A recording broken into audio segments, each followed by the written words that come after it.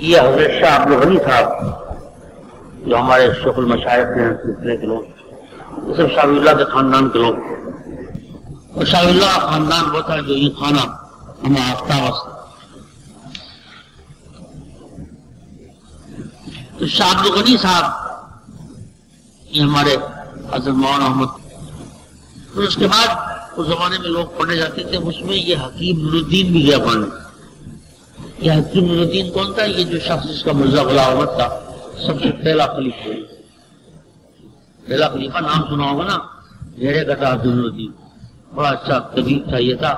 لیکن بلکہ لوگ کہتے ہیں کہ اس مرزا غلام احمد کو جو لگایا ہے اس پر نبوت پر، یہ اسی نے لگایا، ورنہ وہ ڈرا تھا۔ یہ اکبر تھا نا، اکبر جو بادشاہ تھا ہندوستان کا، اس کو بھی لوگ لگے بیٹھے کہ تو بن جا نبی، لیکن یہ ڈرتا تھا، ممکن تھا، لیکن یہ بن گیا، لگ گیا ایسے کرنا۔ اور اس کو بنانے والا کون تھا؟ یہی تھا نور الدین۔ تو حکیم نور الدین ویسے عالم تھا، اس کا تذکرہ لکھا ہے مولانا عبدالعزیز صاحب نے، اس نے پڑھا، بھوپال میں پڑھا، پہلے یہاں پنجاب میں پڑھا، پھر یہ ہندوستان گیا۔ ہندوستان جانے کے بعد اس نے حدیث پڑھی حضرت شاہ عبدالغنی صاحب، شاہ عبدالغنی صاحب کے پاس جب حدیث پڑھی تو حدیث پڑھنے کے بعد جس دن بخاری ختم ہوئی، ہر جگہ کچھ نہ کچھ خوشی کا اظہار کرتے ہیں، مثلا اظہار کرتے ہیں، تو جتنے طلباء تھے بڑے خوش تھے، یہ تھا بتا کہ جو بخاری ختم ہوئی۔ حضرت شاہ عبدالغنی صاحب نے اس حکیم نور الدین کو اپنے پاس بلایا اکیلے میں، جب سارے طلباء چلے گئے، سب کے رخصت ہو گئے، اس سے کہا کہ تم ذرا ٹھہر جانا، یہ تاریخ دارالعلوم دیوبند میں واقعہ لکھا ہے۔ بلانے کے بعد اس سے کہا کہ تمہارے چہرے پر کچھ مجھے خاص قسم کے آثار معلوم ہوتے ہیں، اب ہم نے تمہیں جتنا منقولی علم تھا اس کو معقول کے انداز میں پڑھا دیا، اس لیے شاہ اللہ کی وہ حکمت تھی اور کیا تھا انداز تھا، اس انداز میں ہم نے یہ منقولی علم کو معقول کے انداز میں پڑھا دیا۔ لیکن میں تمہارے چہرے پر کچھ ایسے آثار دیکھ رہا ہوں، اس لیے تم جو ہے اس معقول و منقول کو اب محسوس بنانے کے لیے کسی اللہ والے کے ہاتھ پر بیعت کر لینا، کسی اللہ والے کے ہاتھ پر بیعت کر لینا، اس بیعت کرنے سے یہ سارا علم جو ہوگا یہ محسوس بن جائے گا، پھر گمراہی کا امکان نہیں رہے گا۔ یہ چلو تم نے ہی پڑھ لیا، عالم بن گئے، 9 سال ہو گئے، پڑھ لیا، سب کچھ ہو گیا، لیکن تم لوگ جو ہے نا جب زندگی کے راستے میں جاؤ گے تو اتنے فتنے ہیں زمانے کے اندر کہ آپ تصور نہیں کر سکتے، اتنے فتنے ہیں کہ میں ایسا بیان نہیں کر سکتا۔ جیسے ایک حدیث میں آتا ہے کہ حضور نے فرمایا تھا کہ میں دیکھ رہا ہوں کہ ایسے بارش کے قطروں کی طرح فتنے ٹپک رہے ہیں، ایسے فتنے ہیں، اور فتنے جو ہیں کس قسم کے؟ کچھ تو حکومت کے راستے سے آئیں گے، اور کچھ یہ لیڈروں کے راستوں سے آئیں گے، اور کچھ ہمارے مسلمانوں میں عجیب عجیب انداز ہیں، اور کچھ یہ شیعوں کے راستے سے۔ اتنے فتنے ہیں کہ میں بیان نہیں کر سکتا۔ ان فتنوں کے اندر جو چیز کہ تمہارے لیے کارآمد بنے گی وہ اللہ سے تعلق ہے، اور اللہ سے تعلق کا مطلب یہ ہے کہ صحیح معنی میں، ایسے نہیں کہ ہر کسی کا ہاتھ، جو بالکل صحیح معنی میں جو اللہ والے ہوں ان میں سے کسی کے ہاتھ کسی پر کسی سے بیعت کر لینا۔ اور میں ایک آدمی کی نشاندہی کرتا ہوں، جیسے کہ ہمارے یہ مولانا عبدالعزیز صاحب سرگودے والے، یہ میرا اپنا جہاں تک علم ہے کہ اس وقت جتنے لوگ ہیں ان میں سب سے زیادہ بہتر آدمی ہے مولانا عبدالعزیز صاحب، اور وہی بیچارے چراغ شہری ہیں، بیمار رہتے ہیں، پتہ نہیں کب چلے جائیں گے نہیں، اس لیے ان سے بیعت کر لینا یا کسی مطلب یہ کہ ایسے اللہ والے آدمی سے بیعت کر لینا تو یہ جو فتنوں سے تم محفوظ ہو، ورنہ اتنے فتنے ہیں کہ میں بیان نہیں کر سکتا، اتنے فتنے۔ اور تو یہ کہ اس ملک کے اندر عجیب عجیب فتنے، بلکہ یہ تو ملک بنا ہی تھا فتنوں کے لیے، ایسا معلوم یہ فتنوں کے لیے بنا تھا، اتنے فتنے۔ لیکن اب اس کو توڑنا یہ بڑی بڑی حماقت، یہ بنانے سے زیادہ حماقت ہوگی، اتنے فتنے۔ ایک سب سے بڑا فتنہ اس وقت جو ہے یہ شیعت کے راستے سے آ رہا ہے، یہ جو خمینی جو ہے اس وقت شیعت جو ہے وہ بین الاقوامی حیثیت اختیار کر رہی ہے، بڑی خطرناک چیز۔ ان کا منشا یہ ہے کہ تاکہ یہ جتنے عرب ممالک ہیں ان کو ختم کر کے، اور تم یہ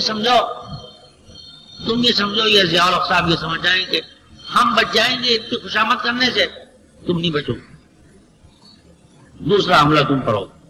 اور ابھی سے ان کے شروع ہو گئے، وہی فقہ جعفری اور فلانی جعفری، حالانکہ فقہ جعفری کچھ بھی نہیں، سب جھوٹ غلط۔ مولانا منظور نعمانی کی کتاب ہر علم اپنے پاس رکھ کے پڑھے، کم سے کم شیعوں کے متعلق علم ہو جائے، یہ کتنا خطرناک فرقہ ہے۔ بلکہ میری رائے، جیسے کہ ایک آدمی بتایا تھا، میری بھی رائے یہی ہے، قادیانی بہت بدترین ہے۔ اب تم مجھ سے خفا ہوگے یعنی کہ گالی دو گے، تم تو غلط بات نقل کرتے نا بغیر پس منظر کے، یہ طلبا کے اندر بڑی غلط باتیں ہوتی ہیں نقل کرنے کی بات بغیر پس، یعنی میرے نزدیک جو ہے نا یہ قادیانی ہے بہت بڑا فتنہ،